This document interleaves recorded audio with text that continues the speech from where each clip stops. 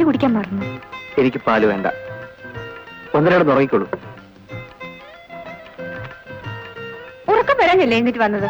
അച്ഛൻ എങ്ങാനും വന്ന് കണ്ടാൽ? അച്ഛൻ നല്ല ഉറക്കം. ഇനി രാവിലെ ബെഡ് കോഫി സമയത്ത് നോക്കിയാ മതി.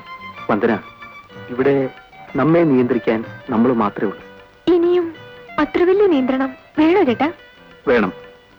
എനിക്ക് ചില പ്രധാനപ്പെട്ട ജോലികൾ ചെയ്തു തീർക്കാനുണ്ട്. ചേട്ടന് എന്നെ കാണുന്നത് ഇഷ്ടമില്ലെന്ന് എനിക്കറിയാം. ഇഷ്ടമില്ലാഞ്ഞിട്ടല്ല, പിന്നെ സമയാകാത്തോണ്ട. ഇനി എന്നാ മൂത്ത് നരച്ചിട്ടോ? വന്ദന പോയി കിടക്ക്. ഒരിക്കൽ ബന്ധപ്പെട്ടാൽ ഭാര്യയാകുന്ന ഭയമാണോ? വന്ദന, അതോ സ്വത്തിന് അവകാശം പറയുന്ന ഭയമോ?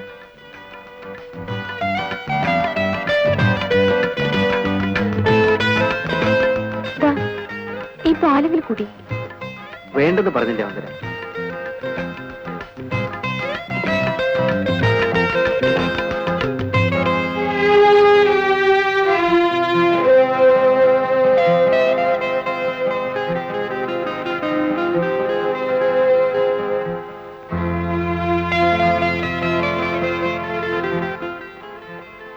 വാസുവേട്ടൻ വന്നില്ല വന്നേ?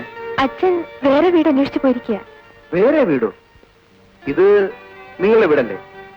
യാതൊരു ബന്ധവുമില്ലാതെ അന്യരായി ഞങ്ങളിവിടെ കഴിഞ്ഞാൽ. നിങ്ങളെ ഇതുവരെ അന്യരായി ഞാൻ കണ്ടിട്ടില്ല. ചേട്ടന് തോന്നിയില്ലെങ്കിലും കാണുന്നവരെന്തായിരിക്കും? മറ്റുള്ളവരെ ബോധ്യപ്പെടുത്താനല്ലല്ലോ നമ്മൾ ജീവിക്കുന്നത്. കാണുന്ന നാട്ടുകാരെന്ത് പറയും? ഞാൻ നടുക്കടലിൽ മുങ്ങിത്താണോണ്ടിരുന്നപ്പോൾ ഈ നാട്ടുകാരാരെയും കണ്ടില്ല. എനിക്കൊരു പുതിയ ജീവിതം തന്നത് വാസുവേട്ടനാണ്. അച്ഛനോടല്ലേ കടപ്പാട്? എനിക്ക് ഇവിടുന്ന് കാര്യം. വന്ദന എന്താ ഇങ്ങനെയൊക്കെ പറയുന്നത്? ഒരു ബന്ധവുമില്ലാതെ ഞാനിവിടെ കഴിയുന്നത് ശരിയല്ല. വന്ദനയ്ക്ക് ഏത് ബന്ധത്തിലും ഇവിടെ കഴിയാം. ആളുകള് എന്തൊക്കെയാണ് പറയുന്നത് അറിയാമോ? എന്റെ ഭാര്യയാണെന്ന് പറയും. അതിൽ കൂടുതലൊന്നുമില്ലല്ലോ.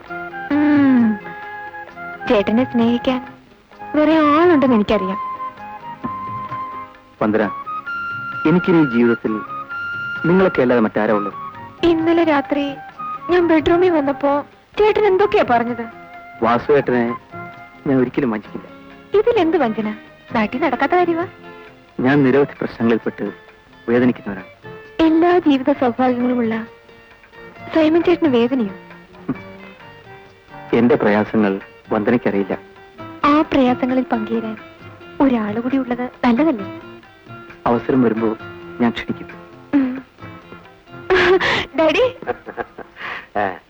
ഒരു പുതിയ ബിസിനസ് അടങ്ങിയിരിക്കുന്നു, നോക്കാമോ? ആ വാസുവേട്ടൻ ഇഷ്ടപ്പെട്ടെങ്കിൽ പിന്നെ എന്നോട് എന്തിനാ ചോദിക്കുന്നത്? ഒരു ചരക്ക് കപ്പലും ഷിപ്പിംഗ് ഏജൻസിയും ഒക്കെ കൂടി വിൽക്കാൻ വന്നിരിക്കുന്നു. നമുക്കത് വേണോ? വേണം. നമുക്കത് വാങ്ങണം. ലാഭനഷ്ടമല്ല പ്രശ്നം. വാസുവേട്ടൻ താല്പര്യമാണെങ്കിൽ അങ്ങനെ തന്നെ ആവട്ടെ. എങ്കിൽ നാളെ തന്നെ പോയി നോക്കണം.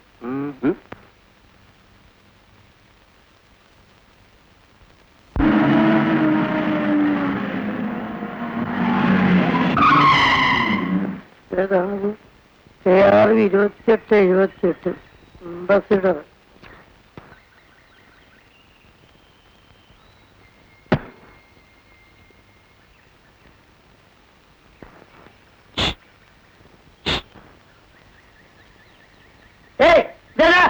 മൂപ്പരെ വിളിക്കണ ഇതാ വിളിക്ക. അത് ഞമ്മളെ കുഞ്ഞാലി എന്നല്ലേ പേര്? ആ പേര് കുഞ്ഞാലി തന്നെയാണ്. പക്ഷെ നമ്മൾ പഴയ ബിസിനസ് ഒക്കെ നിർത്തി. ഈ പോലീസുകാരെടുത്ത് അടിയും കുത്തും ചവിട്ടോ കുടുങ്ങിയിട്ട് ശരീരം ആകെ ക്ഷീണിച്ച് ഇപ്പൊ ബിസിനസ്സേ ഇല്ല. നിങ്ങളെ നമുക്ക് മനസ്സിലായില്ലല്ലോ.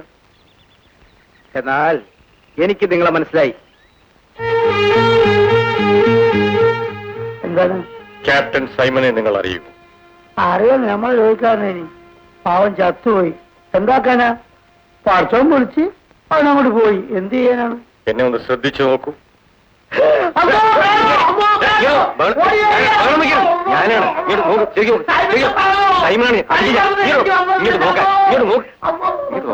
ഞാനല്ലേ സൈമൺ.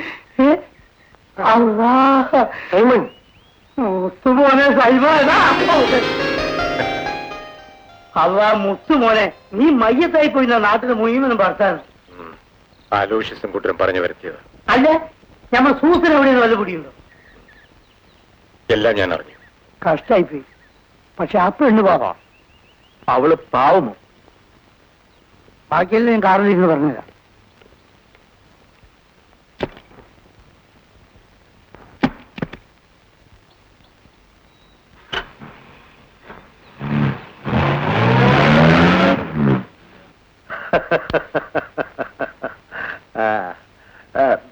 പേരെന്തോന്നാ പറഞ്ഞത്? Andrew Xavier. മലയാളം അറിയില്ലെന്നാ ഞാൻ ആദ്യം കരുതിയത്.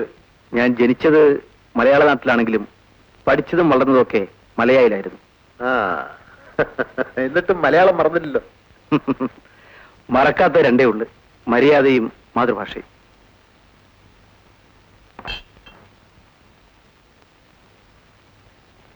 വേറെ കടിക്കാനോ കുറിക്കാനോ വല്ലതും വേണോ? Excuse me, have a pet with me? No thanks. ചായയോ ചാരായമോ കുടിക്കാറില്ല. നല്ലത്. അല്ലപ്പാ, കാപ്പി കൊണ്ടുവരാൻ പറയും.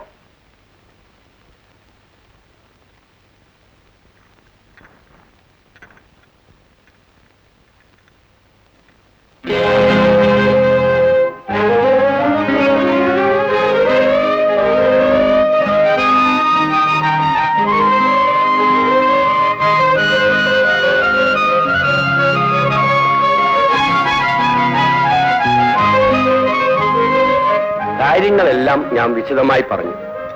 മുഖവുര കൂടാതെ കാര്യങ്ങൾ പരസ്പരം മനസ്സിലായല്ലോ. ഇനി വിലയുടെ കാര്യം മാത്രം ഒന്ന് ഉറപ്പിച്ചാൽ മതി. വിലയുടെ കാര്യത്തിൽ നമ്മൾ തെറ്റിപ്പിരിയാൻ പാടില്ല.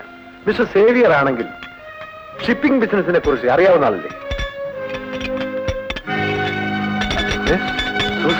എന്താ? എക്സ്ക്യൂസ് മീ, ഞങ്ങളൊന്ന് ആലോചിച്ചിട്ട് പിന്നെ വരാം. വരൂ.